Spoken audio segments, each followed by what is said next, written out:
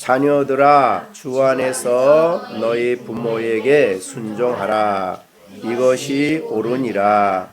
내 아버지와 어머니를 공경하라. 이것이 약속이 있는 첫 계명이니 이로써 내가 잘 되고 땅에서 장수하리라. 또 아비들아, 너희 자녀를 노엽게 하지 말고 오직 주의 교훈과 훈계로 양육하라. 아멘. 여러분들이 많이 설교를 들었고 또 여러 번 저도 설교했던 내용입니다. 오늘 특별히 6장 4절 어린이 주일이니까 이제 시령이는 마지막 어린이 주일이고 나중에 시원할 때까지 산대.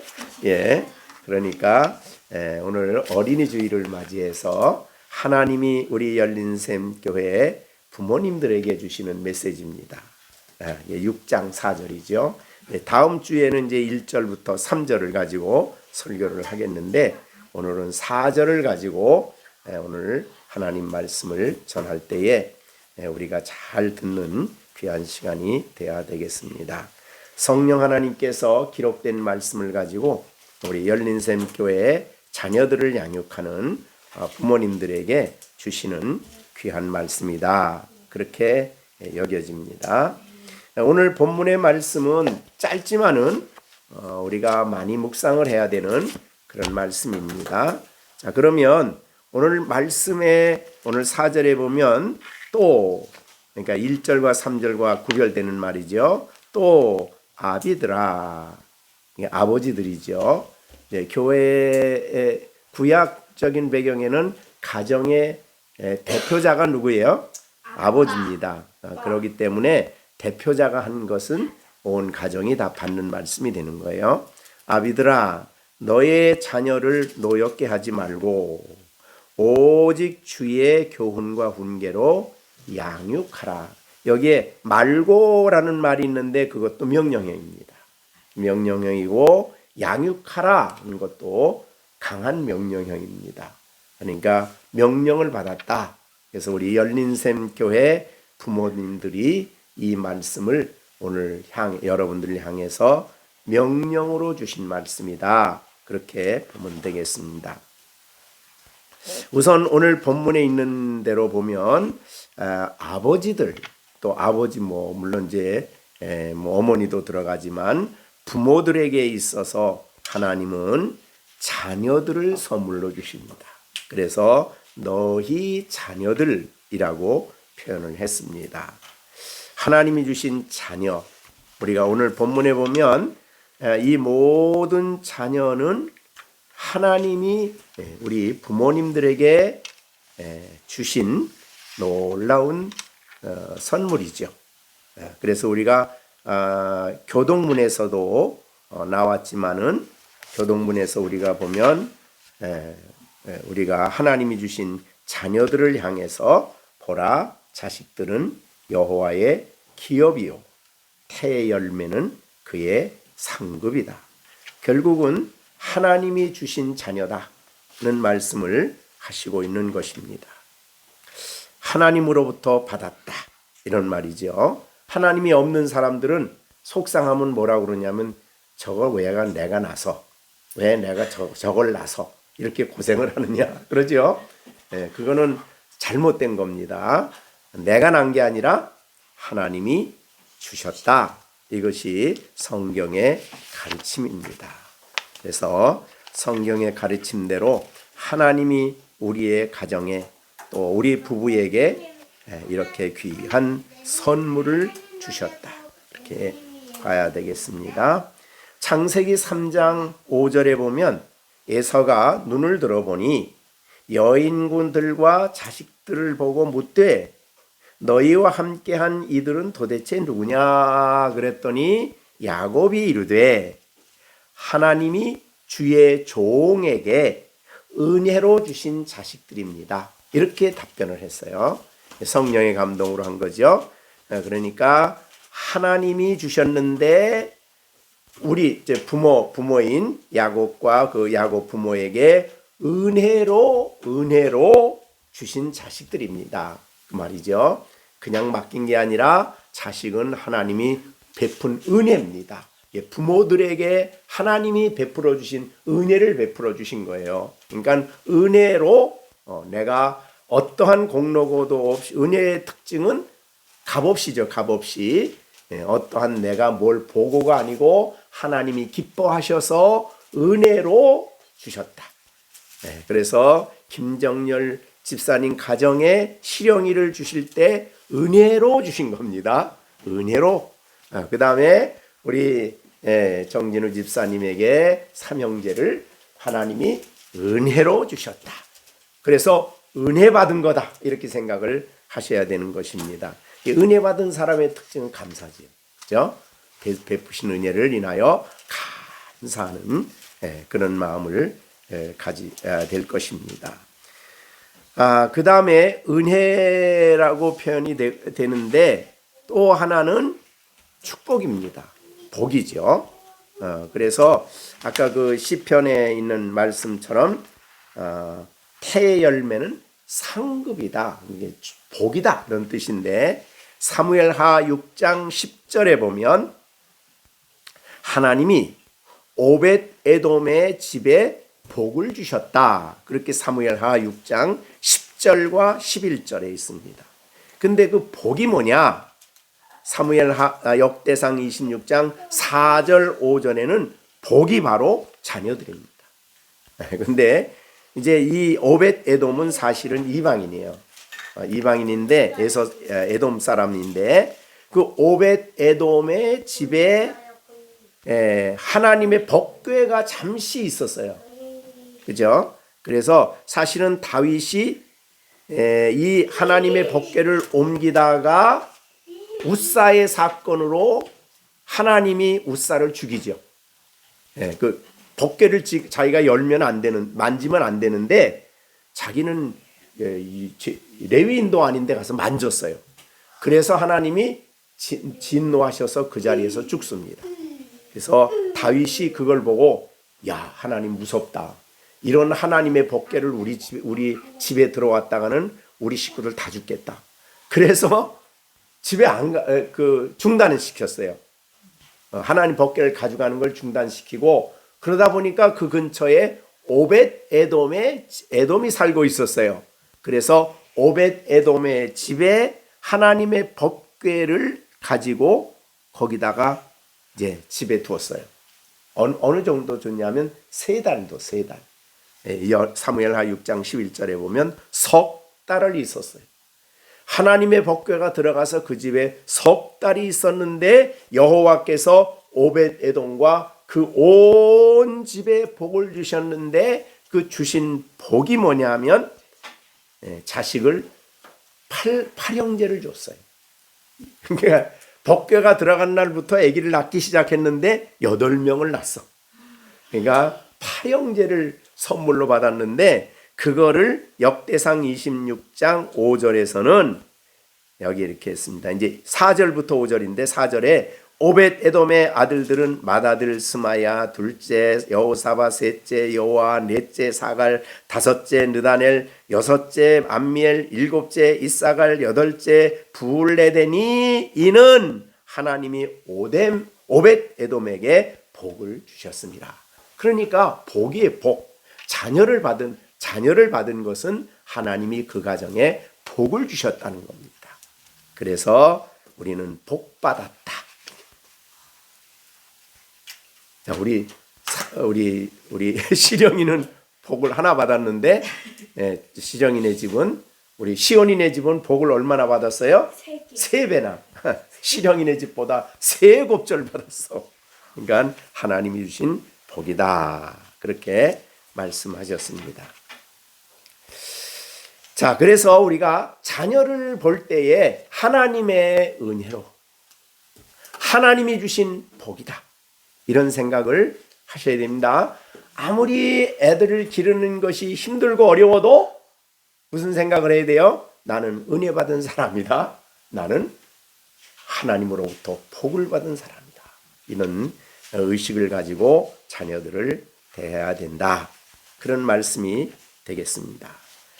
참으로 우리가 이 세상에 하나님만이 주실 수 있는 위대한 선물이죠. 예, 이 자녀라는 것은. 그리고 부모가 될 수 있다는 것도 아무나 부모가 되는 게 아니죠. 자녀를 받아야 부모가 되는 것입니다. 예, 그런데 내가 부모가 되게 하셨어. 그런데 하나님이 그 가정에 자녀를 은혜로 주시고 복을 주실 때에 자녀를 주심으로 말미암아 하나님에 대한 놀라운 지식을 갖게 됩니다. 자, 자녀를 기르기 전에 하나님 아버지 했던 사람하고 자녀를 키워보면서 하나님 아버지 하는 사람하고는 아버지라는 이름을 부를 때 생각이 달라요. 그죠? 자녀를 하나님이 내가 자녀에게 대하는 그 심정을 생각해 보면 자녀가 아플 때는 내가 아프고 자녀가 힘들면은 내가 힘들고 그래서 이 세상에 자녀라는 이름이 이 세상에 가장 하나님과 우리를 설명하는 가장 좋은 재료예요. 그래서 우리가 자녀가 시온이가 아빠한테 뭐 달라 그럴 때 돈 주고 달라 그럴까요? 그냥 달라 그럴까요? 그냥 달라 그래요. 왜요? 아버지니까. 그죠? 엄마니까. 그렇죠? 이거는 자식만이 할 수 있는 특권이죠. 그래서 하나님은 기도할 때에 자기를 뭐라고 부르라 그래요? 하늘에 계신 우리 아버지.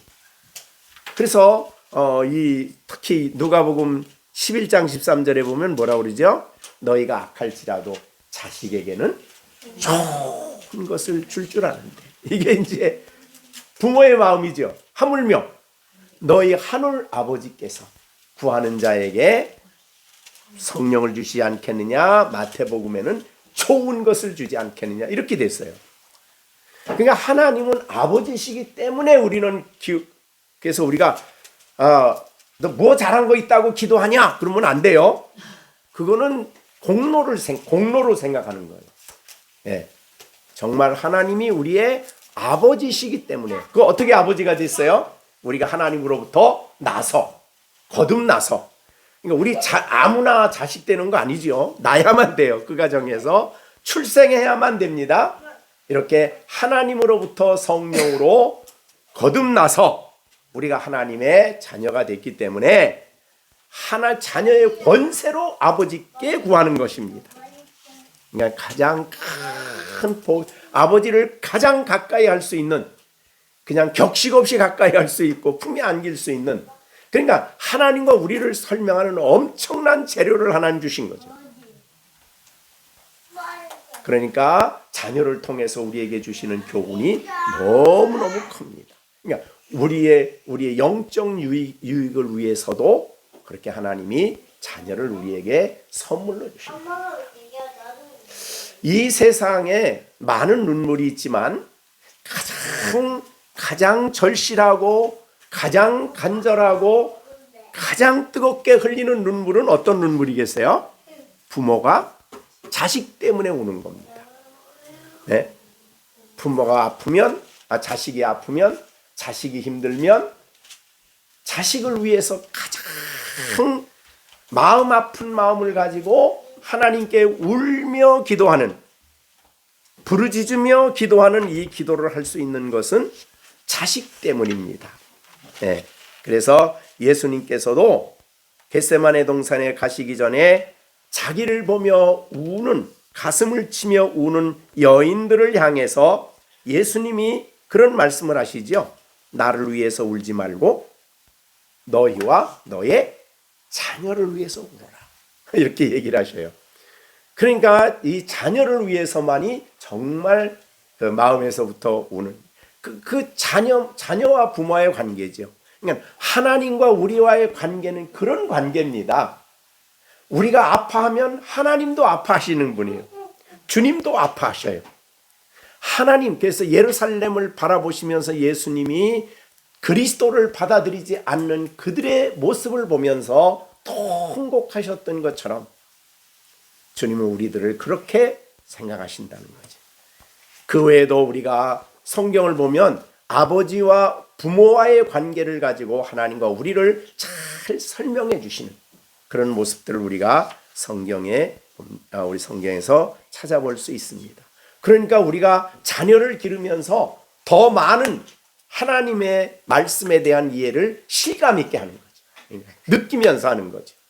그런 것들을 우리가 많은 유익이 있기 때문에 하나님께서 더군다나 우리가 정말 온 마음을 다해서 막 속에서부터 간절한 마음으로 엄마 아빠가 기도하는 대상이 있다면 그 누굴까요? 자녀입니다.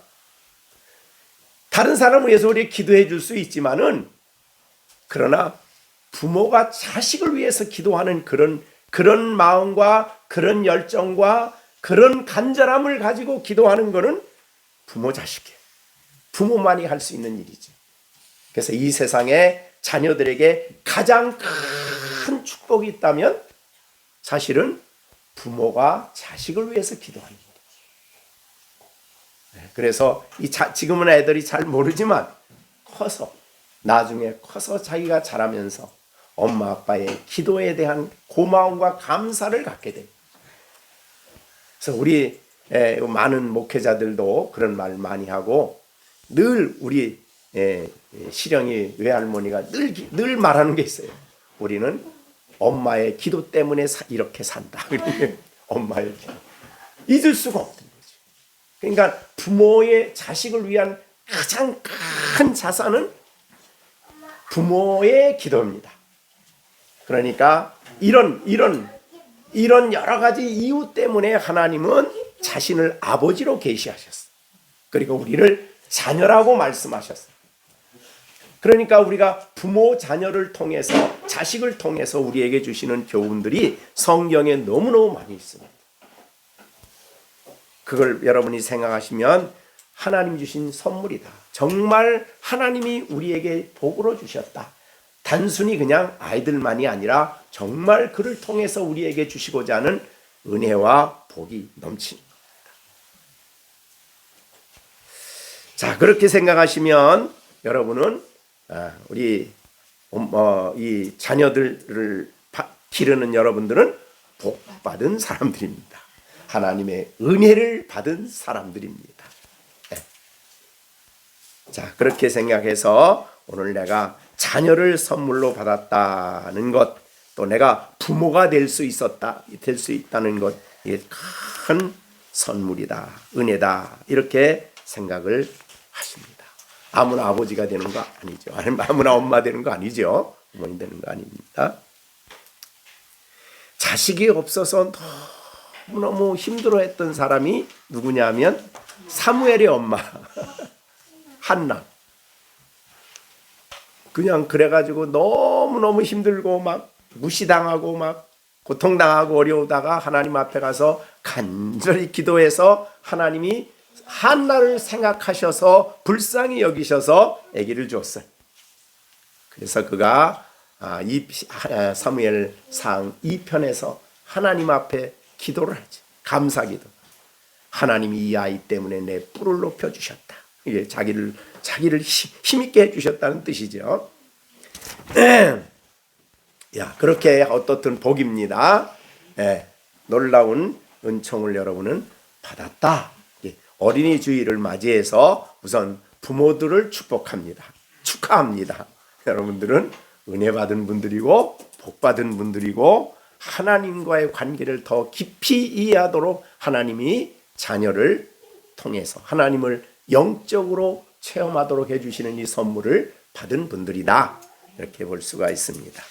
그런데 이렇게 자녀를 우리가 선물로 받은 것이 하나님이 우리 가정에 자녀를 주신 것이 너무너무 귀중하지만 문제는 이제 다음 명령입니다.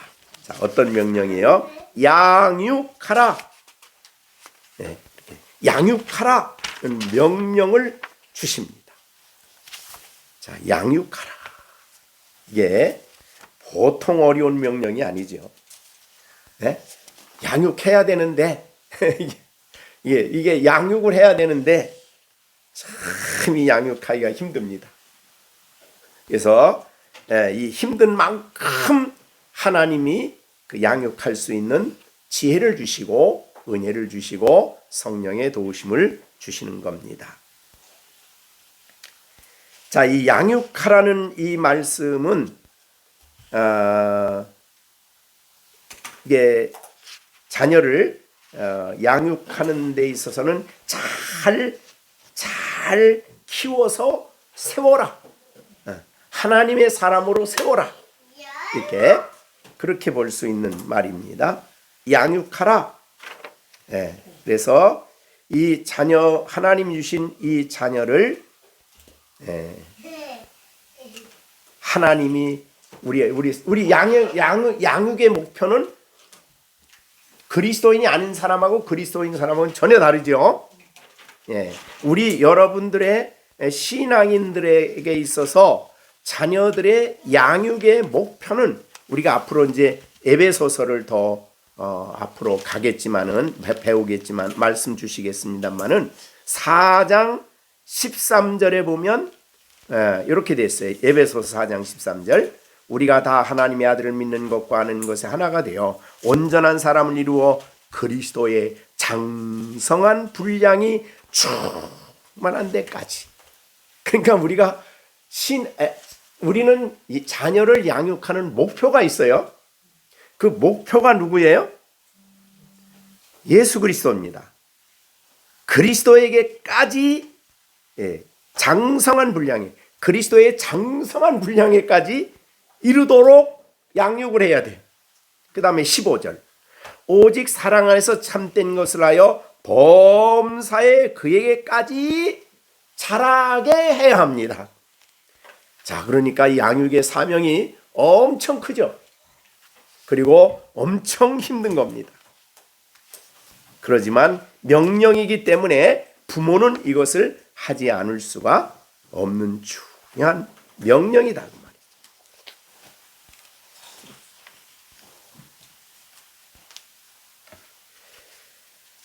참,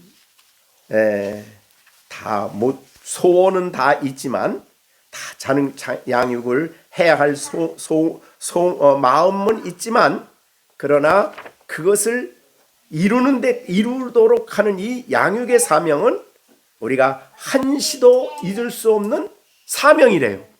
하나님이 주신 소명이래요, 소명. 그렇게 자녀를 양육하라고. 그래서 그렇게 양육할 때에 그 자녀들은 우리 가정의 경건한 자녀들이 된다. 그래서 말라기 2장 15절, 말라기 2장 15절에 보면 그랬어요. 그에게 영이 충만하였으나 오직 하나를 만들지 아니하였느냐. 요 하나는 부인을 하나밖에 안 만들었다고 말이에요. 그러니까 이 성경에 가정교육 이제 있다도 나오고 했습니다만은 하나님은 한 남자를 만들고 한 여자를 만들어서 둘이 하나가 되게 한 거지요. 그 법을 어긴 것이 타락함으로 온 결과예요. 그래서 에서의 후손이 하나님의 명령을 어기고 범죄하기 시작한 거예요. 제일 먼저 무너진 게 부부의 관계가 무너졌어요. 그래서 부인을 더 얻었죠. 그래가지고 그로 말미암아 이제 문제가 생기는 거예요. 자, 그래서 이 말라기는 2장 15절에 그랬어요. 그에게 영이 충만하였으나 오직 하나를 만들지 아니하였느냐. 이제 요건 2장 14절까지 이제 읽으면 그거예요. 너희는 이르기를 어찌 됨이니 가도다. 이는 내가 어려서부터 맞이한 아내 사이에 여호와의 증인이 되시기 때문이라. 그는 내 짝이요 너와 서약한 아내로 돼 내가 그에게 거짓을 행하였다. 그러니까 아내에게 잘못했다 이 말이죠, 남편이. 그러면서 그에게 영이 충만하였으나 오직 하나를 만들지 아니하였느냐. 어찌하여 하나만 만들었느냐. 하나님이 한 남자와 한 여자를 부부되게 한 이유는 뭐냐? 경건한 자손을 얻기 위함이다. 그 말은 뭐예요? 가정의 질서가 깨지면 경건한 자녀를 얻을 수가 없다. 자녀의 경건은 부부가 가정 생활을 바르게 할 때 가능해요. 요새 우리는 너무 가정 깨지는 걸 많이 보잖아요.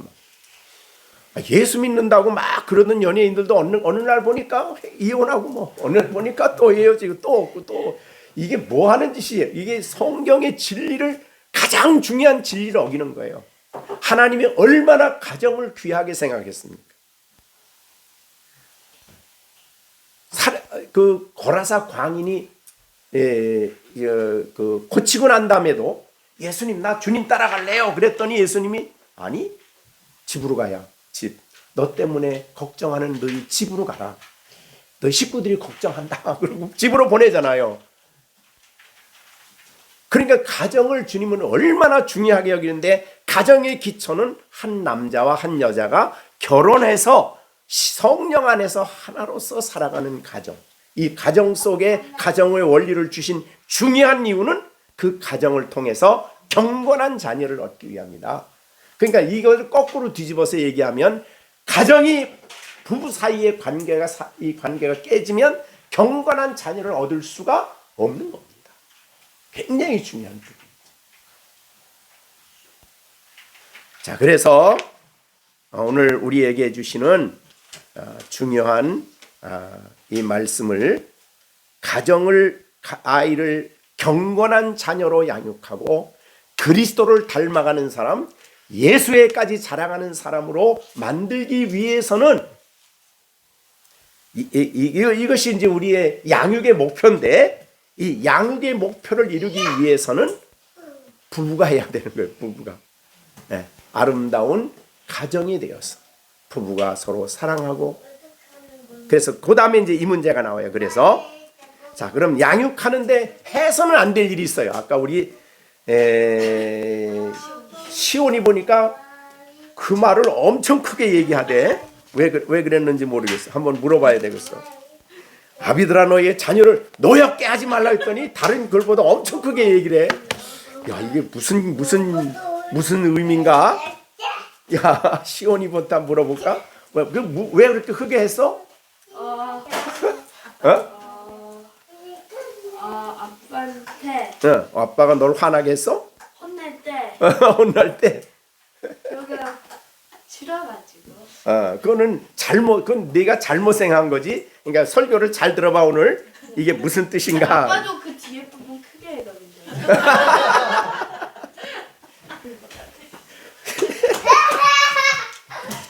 자, 그러면 오늘 본문을 다시 한번 잘 보세요. 아비들, 부모님들이 자녀를 양육하는 데 있어서 해서는 안 되는 일이 있어요. 그게 뭐냐면 내 자녀를 노엽게 하지 말아라. 노엽게 하지 말아라. 이거 노엽게 하지 말라는 것은 되게 다른 말로 대표님은 화나게 하지 말라 그 말이에요. 분노하게 하지 말라 그 말이에요. 노엽게 하지 말라는 말이. 그런데 어느 때에 과연 자녀를 양육할 때에 자녀들이 자기를 양육하는 부모님에 대해서 화가 나고 막 분이 나는 경우는 어떤 경우일까요? 내가 싫어하는 걸 괜히 막 할 때 그런가요? 야단칠 때는 싫어하는 거 야단치는 거지 뭐. 자, 그러면 이제 우리가 문맥을 통해서 봐야 돼요. 자, 22절, 그 앞에 15장 22절부터 33절까지는 무슨 얘기한 거냐면 부부의 문제를 얘기한 거예요. 부부 문제. 그러니까 부부 문제가 뭐예요? 아내는 남편을 복종하기를 22절 누구게 하듯 죽게 하듯. 그 다음에 남편은 자기 아내를 어떻게 사랑하라고요? 그리스도가 교회를 사랑함 같이 사랑하라. 그래서 남편들아 아내 사랑이길 그리스도께서 교회를 사랑하시고 그 교회를 위하여 자신을 주신같이 하라. 어느 정도 수준이에요? 예수님이 우리를 위해서 피 흘려주신 자기를 주신같이 아내를 사랑하래요. 자, 그게 지금 25절이에요. 아내는 남편을 어떻게 하라고요? 죽게 하듯. 근데 죽게 하듯 복종이라는 말만 우리 생각하면 안 돼요. 예. 그리스도인의 모든 기본적인 삶의 가장 중요한 원칙은 죽게 하듯이에요. 근데 이웃에게도 뭐라고 해? 사랑할 때에 죽게 하듯 모든 삶의 원칙이 죽게 하듯이에요. 그러니까 아내들도 남편을 그냥 무조건 복종하는 게 아니라 사랑하는 것이 사랑이 먼저예요.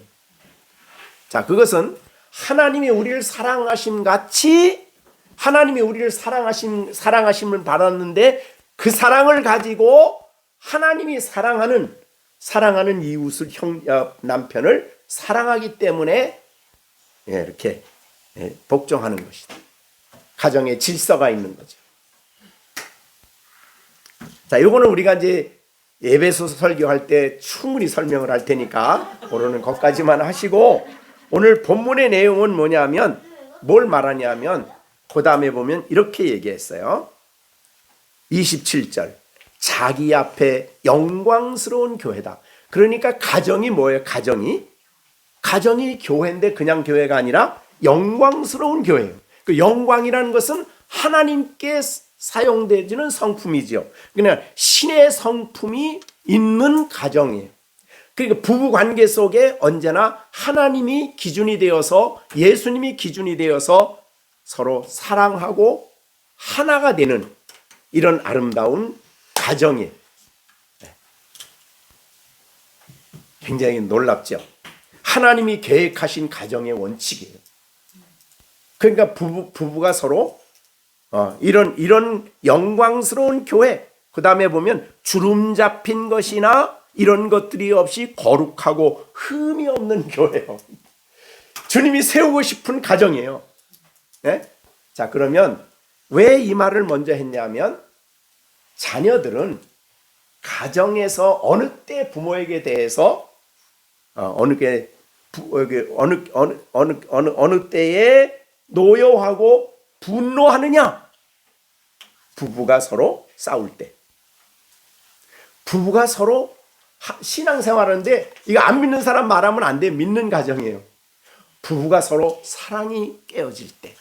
서로 가정으로서 하나님이 세우고 싶은 부부가 안 되어 있을 때는 자녀들은 그걸 보면서 화가 나는 거예요. 야, 시온이 너 이거 하면 안 되라고 아빠가 책망하는 게 그게 내가 나를 화나게 하는 게 아니라, 그렇죠? 엄마 아빠가 정말 아름다운 사랑의 관계여서 흠없는 영광스러운 신의 성품이 있는 부부관계가 되어질 때에 그걸 보면서 자녀들은 부모를 존경하게 되죠.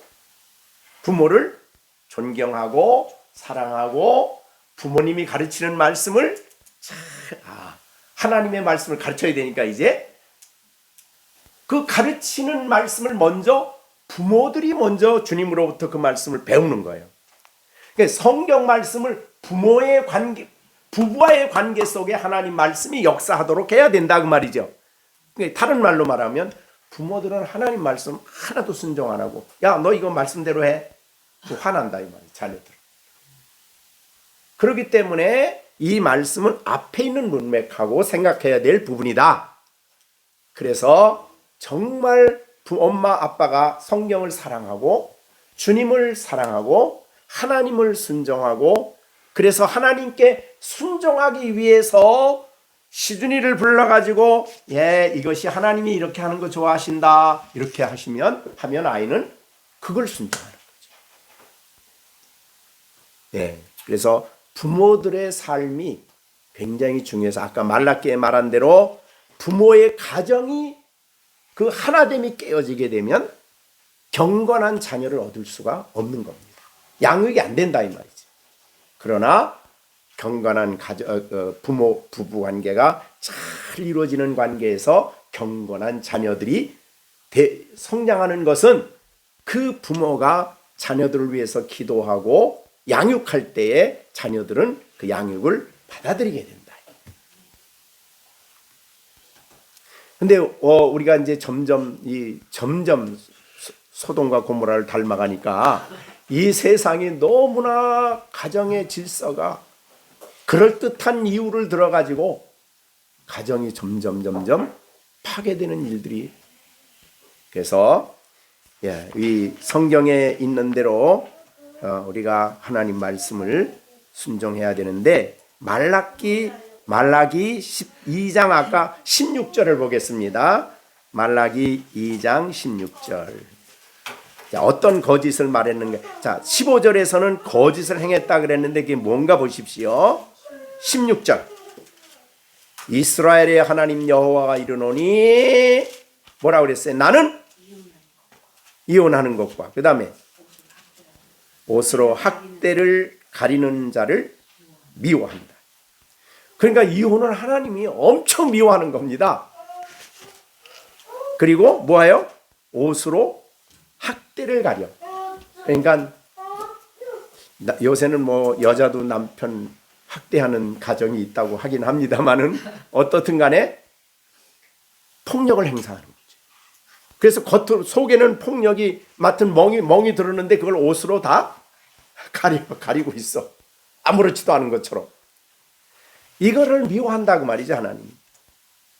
만군의 여호와의 말이니라.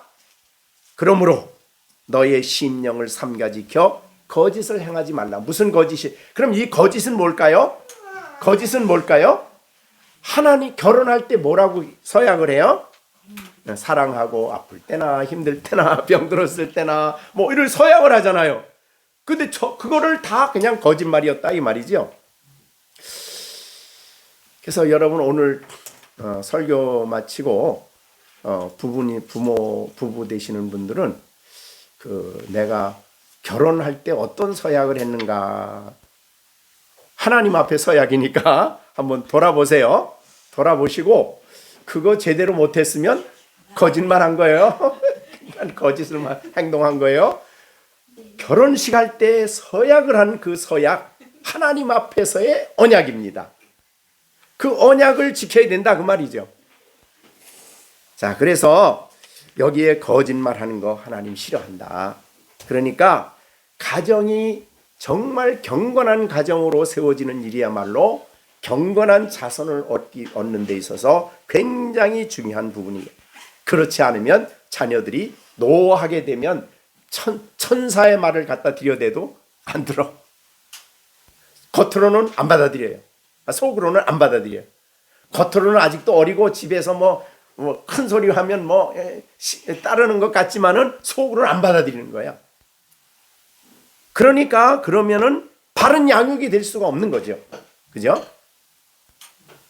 그래서 이 가정의 원리가 자녀를, 그러니까 그 가정에서는 정말 자녀를 양육하는 가장 중요한 장소가 가정입니다. 이제 이따가 말했지만은 우리가 영적 양육을 할 때 영적 양육을 가정에서는 하나도 안 하고, 우리 열린생교회는 그게 특징이죠. 일반적으로 집에서는 영적 준비를 하나도 안 해, 교육을. 그리고 교회라는 곳에 잠시 맡겨. 그리고 애들 교육 다 했어. 그럼 영적으로 교육이 안 되는 거예요. 그러면 성경의 창세기서부터 계시록까지 전체적으로 보면 사실은 주일학교라는 게 성경에는 없어요. 자녀 교육을 어디서 가르치냐면 집에서 가르쳐야 돼요. 그래서 부모들이 집에서 살아가는 모습 자체가 자녀의 교육 현장이에요.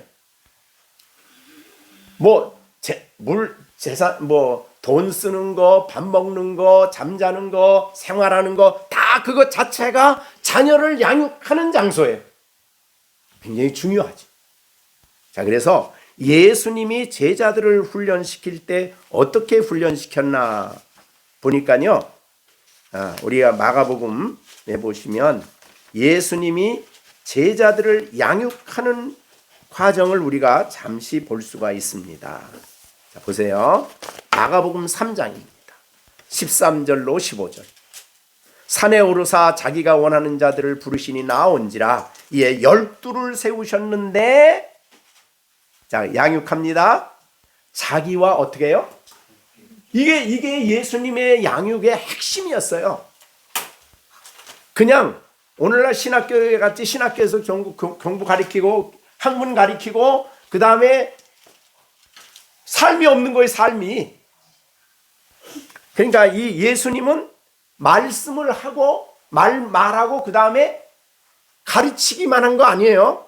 지금 신학하고 예수님의 제자 훈련하고 그게 차이예요.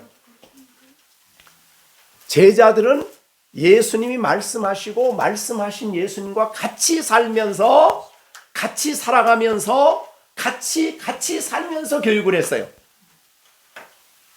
그러니까 삶의 현장이 바로 교육 현장이에요. 양육하는 과정이에요. 그래서 여기에 아주 중요한 원칙입니다. 예수님의 양육의 중요한 원칙은 자기와 함께 있는 겁니다.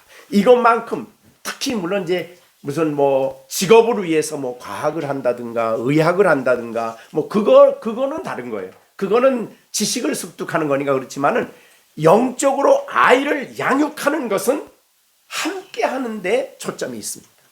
그 예수님의 제자 훈련의 핵심은 함께 하는 거예요. 같이 살았어요. 자, 그래서 예수님께서 제자들을 이제 나중에 성령이 오시고 난 다음에 파송하시기 전에 성령에 대한 약속을 하면서 이런 약속을 했어요. 마태복음 15장 26절인데 내가 아버지께로부터 너에게 보낼 보혜사 26절 보혜사 곧 아버지께로부터 나오시는 진리의 성령이 오실 때 그가 나를 증언하실 것이요 너희도 처음부터 나와 함께 있었으므로 증언한다. 그러니까 예수님과 함께 했어요. 그것이 예수님의 제자 훈련의 열쇠예요. 근데 지금 제자 훈련이 지금 제대로 안 되는 이유는 뭡니까?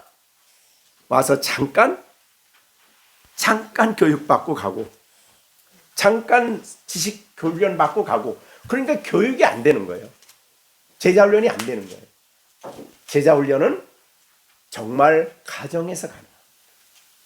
그러니까 이제 우리 두 가정의 집사님 가정에서 자라는 이 아이들은 가정 안에서 여러분의 영적 제자로서 성장을 해야 돼요.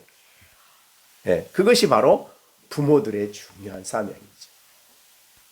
그러니까 아무리 교회에서 좋은 거 배워도요, 가정에 와서 전혀 다른 삶을 가정이 살아간다 그러면 아이는 그걸 습득할 그 영적 생활을 해낼 수가 없는 거예요. 그 자기 마음대로 할 수밖에 없는 거예요. 그 양육은 함께 하는 데 있다. 그래서 가정에서 이 부분이 이루어져야 된다. 우리 열린샘교회는 그런 면에서 굉장히 강점이 있는 거죠. 그죠? 그래서 부모들이 자녀를 말씀으로 가르치고 가정에서 함께 신앙생활하고 아까 오벳에돔 준비하면서 오벳에돔의 집에 법궤가 3달이 있었죠. 그 복을 주셨어요. 근데 우리 정진우 집사님의 가정에는 아니요. 예배를 드리는 서로 그게 법궤죠. 하나님이 이 가정에 이제 삼형제에게 복을 주시는 그런 생각을 좀 했습니다. 어떻든 간에 여기에 보면 그렇게 노엽게 하지 말라는 말이 그런 뜻입니다. 네가 너 이거 잘못된 거야 이거 안 돼 라고 말할 때 나 기분이 안 좋은데 그러면 안 되는 거예요. 자, 엄마 아빠가 너 하나님 말씀을 가지고 이렇게 한다 그럴 때는 겸손히 받아들여야 되는 거예요. 자, 그 다음에요. 그 다음에는요. 자, 그 다음에 노엽게 하지 말고, 그러니까 부모님들에 대해서 자녀들이 특히 신앙의 가정이에요. 안 믿는 사람은 그런 문제가 적용이 안 되죠. 믿는 가정에서 자녀들이 부모의 신앙에 대해서 영적 삶에 대해서 실망을 하면요, 교육이 안 됩니다. 영적 양육이 안 돼요. 굉장히 중요한 문제입니다. 자, 그래서 그 다음에 그래서 노엽게 하지 말고가 그런 의미입니다. 그 다음에 오직 주의 교훈과 훈계로 양육하라. 여기에 교훈이라는 말은 좀 영어로 보면 트레이닝이에요. 트레이닝. 제자 훈련이 훈련 반복이죠. 훈련. 그 다음에 훈계란 말은 하나님의 말씀을 가지고 가르치는 거예요. 이게 이제 말씀이 그냥 가르치는 게 아니라 말씀을 깨닫게 해서 그 말씀을 순종하도록 이게 두 가지가 같이 연결이 돼 있어요.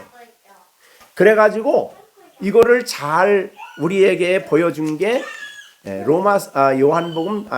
마태복음 28장 마지막 20절이에요. 한번 여러분들이 20절 보겠습니다. 주석이라고 볼 수 있는데, 예. 자, 그럼 거기 한번 읽어보겠습니다. 28장 20절. 내가 너희에게 분부한 모든 것을 가르치고, 그 다음에 그렇죠. 가르치고 지키. 가르치는 것이 여기에 훈계입니다. 그럼 지키게 하는 건 뭐예요? 교훈입니다. 그러니까 지키도록 교훈하는 거예요. 가르치는 것만 끝이 아니에요. 가르쳐 지키게 하라. 예.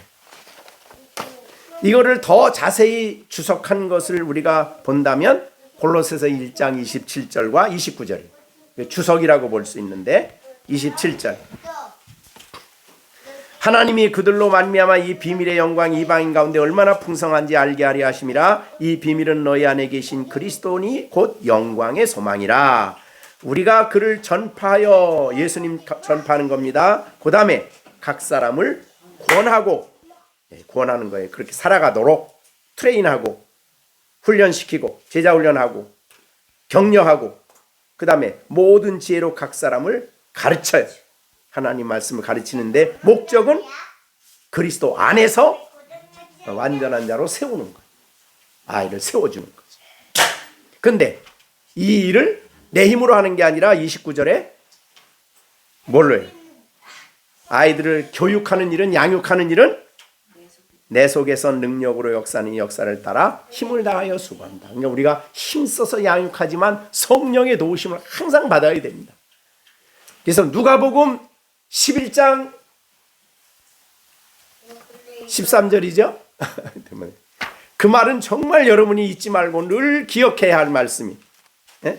누가복음 11장 13절인가요? 네, 13절이네요. 13절. 그래서 저는 이 말씀을 늘 여기 올 때도 설교할 때도 언제나 아이들을 양육할 때도 언제나 너희가 악할지라도 좋은 것을 자기에게 줄 줄 알거든. 하물며 너희 하늘 아버지께서 구하는 자에게 성령을 주시지 않겠느냐. 내가 하는 일에 성령의 도우심, 성령의 임하심, 성령의 역사가 있기를 기도하면서 해야 된다. 그것이 이제 우리 아까 골로새서 있는 대로 능력으로 역사하는 이 역사를 따라서 힘을 다하여 수고한다. 우리 안의 능력은 성령의 능력입니다. 이거 지극히 크신 능력이죠.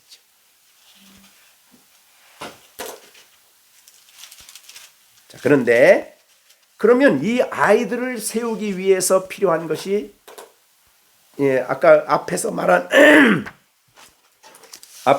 대로 주님의 말씀이에요. 그게 훈계입니다. 주님의 모든 말씀이 훈계예요. 그 다음에 교훈은 트레이닝이에요. 그러니까 그 말씀을 지키도록 여러 가지로 격려하고 위로하고 교훈하고 설득시키고 설명하고 같이 살아가는 이 일을 해야 되는 것이 양육하는 방법이죠. 그러니까 왜냐하면 이 훈계 안에 예수님을 닮아가는 예수님을 보여주는 게 있기 때문에 그렇습니다. 그런데 그러니까 하나님 말씀으로 훈계를 하는 거예요. 그리고 그 말씀을 이해시키고 살아가도록 끊임없이 교훈하고 격려하고 위로하는 거예요. 그런데 그 다음에 이게 주의의 교훈이에요. 주의의 교훈입니다. 그러니까 이 교훈이 내 교훈이 아니다. 주의의 교훈이다. 주의의 훈계다. 이 의미는 굉장히 애들을 양육하는 기초가 예수님이 주인 되심을 알게 하는 데 있습니다. 예수 그리스도가 우리의 구세주일 뿐만 아니라 우리의 주인이다. 우리가 지난주에 여름 성경학교에서 아브라함 장로회에서 말씀 우리 아이들 가르쳤는데 우리 시온이의 주인은 누구십니까? 시준이의 주인은 누구예요? 우리들은 주인을 제일 높여야 되겠죠? 주인의 뜻이라 그러면 거기에는 우리가 겸손히 순종을 하는 거죠. 그런데 안 믿는 사람에게는 다른 게 주인이야. 우상이 주인이 될 수 있고 다른 것들이 주인이 되고 더군다나 더 무서운 거는 고린도후서 3장 1절이에요. 거기 한번 보세요. 이 교육에 있어서 가장 치명적인 문제가 뭐냐면 오늘날 모든 세상의 바른 교육, 그러니까 지식 교육을 말하는 게 아니에요. 이 세상에 사람을 양육하는 교육의 가장 치명적인 문제는 교육의 문제는 뭐냐면 여기에 있습니다. 자 보세요. 너희가 이것을 알라 말세에 고통하는 때가 이르는데 3장 2절 디모데후서 디모데후서 3장 1절 2절 너희는 이것을 알라 말세에 고통하는 때가 이르니 사람들이 뭘 사랑해요? 자기를 사랑하는 이게 기초예요. 이 세상의 모든 교육의 기초입니다. 자기 사랑. 네가 제일이야. 네가 원하는 것. 네가 바라는 것. 너만 믿어. 이게 세상 교육의 기초지요. 아니 지식 교육 말하는 게 아니에요. 인간을 만드는 교육의 모든 기초는 네가 제일이야. 너. 이게 칭찬. 이것도 하나님 없어요. 거기는 문제는 하나님이 없는데 문제가 있는 거예요. 칭찬이 나쁘다는 게 아니라, 그죠? 주인이 없어요. 주인이. 그럼 여기 자기들을 사랑하는 사람은 누가 주인이에요? 결국 자기가 자기에게 주인이에요. 내가 제일이야. 나 좋아해. 내가 사랑하고 내가 원하고 내가 바라는 거 나. 이게 문제예요. 근데 우리 신앙인들에게는 주인이 다른 분이 있어요. 하나님이 주인이고 예수님이 주인이에요. 그러니까 우리가 주인을 어떻게 해야 돼요? 신명기 6장 4절 이스라엘아 들으라 우리 하나님 여호와는 오직 유일하신 여호와니 너희는 마음을 다하고 뜻을 다하고 힘을 다하여 주 너의 하나님을 사랑하라. 이게 먼저 와야 돼. 이게 먼저. 그게 와야 하나님이 말씀을 주실 때 그거 앞에 순종을 하는 거예요. 근데 이 주인이 안 바뀌면 나 사랑이 우선이면 내가 싫으면 안 해. 내가 원하는 것만 해. 근데 신앙인들은 주인이 다른 데 있기 때문에 그분이 기뻐하시고 그분이 원하시는 게 참 진리고 그것이 옳고 그것이 선하기 때문에 그 길을 가요. 그 양육이 되죠. 그러니까 주인이 바뀌어지기까지는 양육이 안 됩니다. 그러니까 오늘날 교회 생활을 하면서도 신앙 생활하면서도 왜 생활이 안 바뀌어질까 하면은 뭐가 안 바뀌어진 거예요? 주인이 안 바뀌어진 거예요. 그러니까 자기가 원하는 대로 하는 거예요. 자기 이익을 따라 하는 거예요. 그래서 그 다음에 보면 뭐가 나와요? 자기를 사랑하며 그 다음에 나오는 게 뭐예요? 돈 사랑이에요. 그러니까 돈의 위력이 강력해지죠. 그 다음에 자랑하며 그 다음에 교만, 비방, 부모고역 이게 여기서 다 나오는 거예요. 자기 사랑에서 다 나오는 거예요. 왜? 부패한 본성을 가지고 있기 때문에. 그래서 감사치 아니하고 거룩하지 아니하고 무정하며 원통함을 풀지 아니하고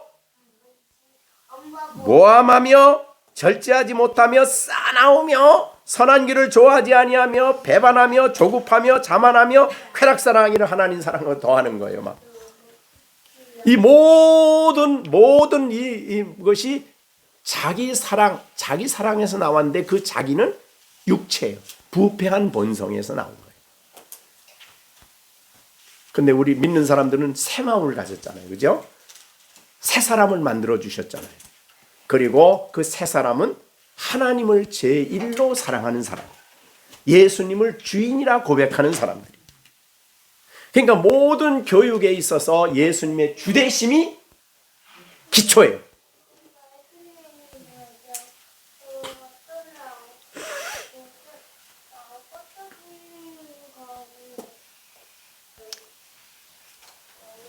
근데 우리 저기 김정영 집사님 집에 가니까 김정영 집사님네는 예수님이 주인이에요? 김정열이 주인이에요? 그랬더니 보니까 김정열이 주인이야. 모든 행동이 다 주님 상관없어. 그러면 안 돼요. 그러면 교육이 안 되는 거야, 아이들의 교육이. 그래서 뭘 하든지 예수님이 주인이 되시고 하나님이 제1이 되셔야 되는 거예요. 그것이 우리 인생에 사는 목적이고 소열이 문답 배웠죠? 그죠? 사람이 제일 되는 목적이 뭐예요? 하나님의 영광. 하나님을 영화롭게 하고 그를 영원토록 즐거워하는 거예요. 하나님을 영화롭게 하는 게 최고의 목적이에요. 최고의 목적. 그리고 다른 목적은 어디에 다 그거를 이루기 위해서 사용되어지는 목적들이에요. 그럼 왜 공부를 하죠? 왜 공부? 그렇게 되는 거예요. 내 공부하지 말라는 게 아니에요. 이게 절대적인 최고의 목적 밑에 속한 목적들. 그래서 내가 학생으로 공부를 열심히 하는데 그냥 열심히 해서 돈 많이 벌겠다가 아니라 열심히 해서 하나님을 기쁘시게 하고 하나님의 뜻을 드러내고 영광을 드러내고, 내가 열심히 학교에서 공부해서 노력해서 과학자가 되겠다. 그럼 과학자 왜 돼? 왜? 하나님의 영광을 드러내기 위해서. 그러니까 모든 신앙인의 모든 목적은 절대적인 주님의 목적에 연결되어 있는 목적이에요. 자, 이것이 돼야 그 다음에 이제 교훈이 가능한, 교훈과 훈계가 가능하지요. 굉장히 중요한 부분이죠. 그래서 교훈과 훈계로 양육을 하게 되었습니다. 그러니까 교훈과 훈계를 양육하는 것은 우선 하나님의 말씀으로 교훈하고, 그 다음에 여기에 있는 대로 아까 훈계하고, 그 다음에 교훈은 그 말씀을 순종하도록 여러 가지 교훈을 가르치는 거예요. 그렇게 그러면 하나님 말씀에 따라가는 그런 양육이 되어 간다. 이렇게 보는 거죠. 자, 근데 이 모든 과정에 아까 말한 대로 모든 과정에 성령의 도우심이 절대적입니다. 우선 가르치는 것을 깨닫는 데 있어서나 받아들이는 데 있어서나 하나님의 거룩한 성령의 도우심이 절대적이다. 그래서 아까 골로새서의 1장에서 말한 대로 나도 내 속에서 능력으로 역사하는 역사를 따라서 힘을 다하여 수고한다 라는 말을 한 것입니다.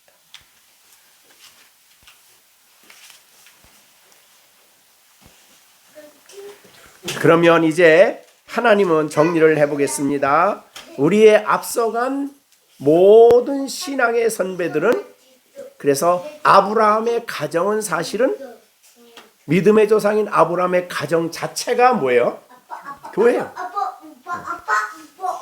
그러니까 거기서 다 아이들 가르쳤어요. 그래서 아브라함 장막학교가 그래서 나온 거죠. 장막에 앉아서 아브라함이 이삭을 가르치고 야곱을 가르쳤어요. 하나님 말씀으로. 그러니까 이삭의 아브라함의 전 삶을 봤어요. 그리고 손님 대접하는 거를 그냥 봤어요. 그러니까 보면서 배운 거예요. 이것이 중요하다.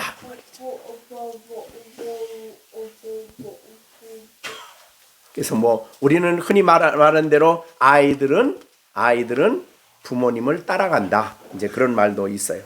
영적인 면에서는 더욱 그렇습니다. 네, 우리 이제 마무리하면서 우리 링컨이라고 하는 분은 정규 교육을 안 받았죠. 어려운 가운데. 그래서 시의원이 되고 그다음에 나중에 이렇게 돼서 나중에 이제 대통령까지 됐잖아요. 근데 그는 어머니가 일찍 돌아가셨어요. 돌아가셨어요. 네, 돌아가셔가지고 그 돌아가신 그 어머니가 가면서 이제 물론 그 전까지 가르쳤지요. 가면서 자기 아들에게 선물을 줬어요. 성경. 이것을 내 곁에 떠나지 말고 이 말씀을 항상 가까이 하고 말씀을 사랑하고 그렇게 살아라. 그래서 그는 링컨은 흔히 우리가 잘 아는 대로 그 백악관에 나중에 들어갔죠. 그래서 노예 해방 운동하고 그 다음에 그 백악관에서 제일 아침에 일찍 일어나서 아무리 바빠도 먼저 성경 읽고 기도하는 일이 우선이었어요. 세상에 그래서 너무 바빠가지고 그 옆에 있는 보좌관이 지금 손님이 누가 중요한 분이 왔는데 빨리 좀 나오십시오 그랬더니 야, 나 하나님 만나는 것보다 중요한 사람은 없다. 하나님이 제일이다. 그렇게 기도하면서 그의 일생을 하나님 앞에 귀하게 살았지. 성경에 너무나 많은 신앙의 사람들이 존 오웬 같은 분도 그렇게 아예 어려서부터 그는 어려서부터 그 부모가 헬라어를 가르치고 히브리어를 가르쳐서 성경을 보도록 만들었다 그래요. 그렇게 이제 하나님 말씀을 사랑하게 하고 이렇게 가르쳤어요. 제가 충현교회에 있을 때 그 충현교회에 내가 이제 그 대학부를 책임을 졌었어요 그때. 근데 거기는 대학부를 책임진 지도 목사가 있고 그 다음에 그분을 보좌하는 부지도 목사님이 계셔요. 근데 그분이 계셨는데 그분이 이제 우리 신학교 가서 이제 교수가 되시고 그랬는데 그분이 자기 딸이 있었는데 어려서부터 라틴어를 가르쳐. 어려서 학교 들어가기 전부터 그렇게. 이야, 대단하죠. 걔는 어떻게 됐는지 모르겠어요. 성경을 앞으로 신학을 하려면 라틴어를 배워야 된다 그래가지고. 그러니까 그렇게 우리가 가정에서 가르치면은 세상에서 못하는 일을 가정에서 할 수 있다. 하나님의 말씀을 잘 양육해서 우리 열린샘교회 어린아이들은 정말 하나님 보시기에 경건한 아이들로 또 하나님이 기뻐하는 아이들로 성장해서 하나님의 영광을 위해서 귀하게 쓰여지는 하나님의 사람들로 그리스도를 닮아가는 예수님을 본받아가는 그리스도에까지 자라가는 물론 우리가 영원토록 해도 안 되지만 목표는 뚜렷해야 돼요. 예수님을 닮아가는 그런 아이로 성장하게 되기를 간절히 바랍니다. 기도하겠습니다. 축도하겠습니다. 이제는 우리 주 예수 그리스도의 은혜와 하나님 아버지의 넓고 크신 사랑과 성령의 감동, 감화, 지혜 주심이 우리 열린샘교회 우리 모든 어린 아이들과 그리고 한국교회 모든 어린 아이들, 이 땅 위에 존재하는 아이들 가운데와 오늘 예배를 드린 모든 우리 열린샘교회 성도들 가운데 이제로부터 영원토록 함께 계실지어다. 아멘.